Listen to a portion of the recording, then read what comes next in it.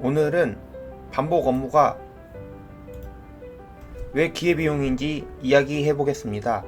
하루 24시간 누구에게나 똑같이 주어집니다. 사업가도, 직장인도, 투자자도, 학생도 마찬가지입니다.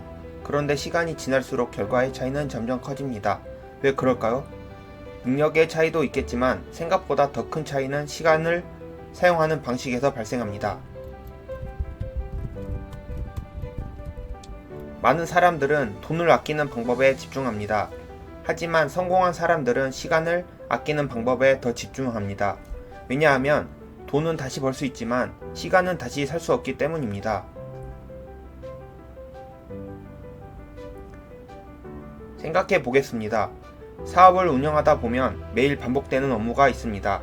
문의 응대, 예약 확인, 결제 확인, 자료 발송, 고객 관리. 하나하나 보면 몇 분이 안 걸리는 일처럼 보입니다. 하지만 이 업무들이 하루에도 여러 번 반복됩니다. 일주일, 한 달, 1년이 지나면 엄청난 시간이 됩니다.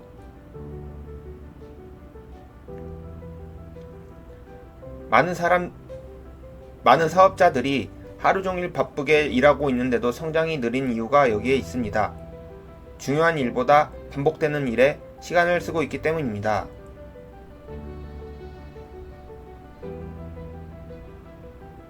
사업을 성장시키는 일은 무엇일까요?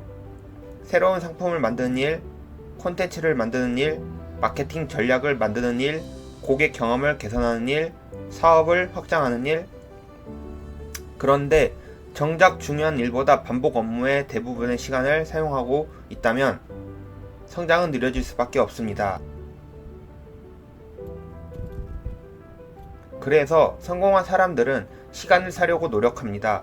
예전에는 직원을 채용해서 시간을 샀습니다. 업무를 분담하고 조직을 만들고 사람을 늘렸습니다. 하지만 지금은 방법이 다양해졌습니다. 자동화 시스템을 만들 수 있습니다. AI를 활용할 수 있습니다. 반복 업무를 구조화할 수 있습니다. 사람을 한 명 더 뽑지 않아도 업무량을 크게 줄일 수 있습니다.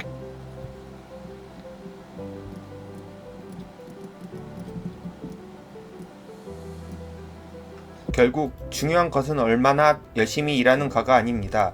얼마나 효율적으로 일하는가입니다. 많은 사람들은 하루 종일 바쁘게 움직입니다. 하지만 바쁨과 생산성은 다릅니다. 바쁜 사람이 아니라 중요한 일에 집중하는 사람이 더 큰 결과를 만드는 경우가 많습니다.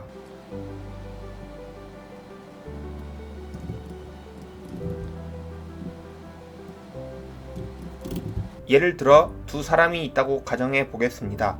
한 사람은 하루 10시간을 일합니다. 하지만 대부분 반복 업무에 사용합니다. 다른 한 사람은 하루 6시간을 일합니다. 대신 자동화를 활용하고 핵심 업무에 집중합니다. 시간이 지나면 누가 더 큰 결과를 만들 가능성이 높을까요?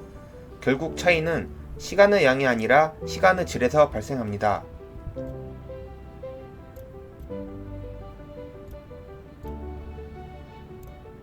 사업도 마찬가지입니다.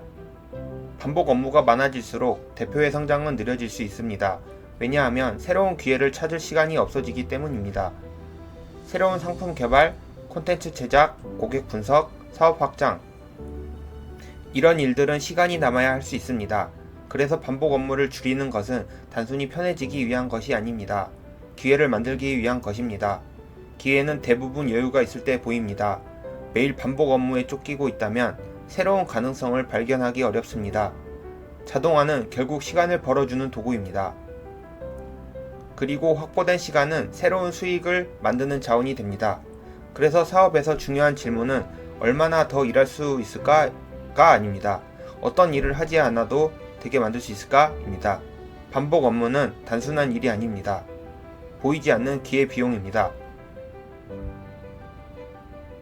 선택의 기준이 결과를 만듭니다. 감사합니다.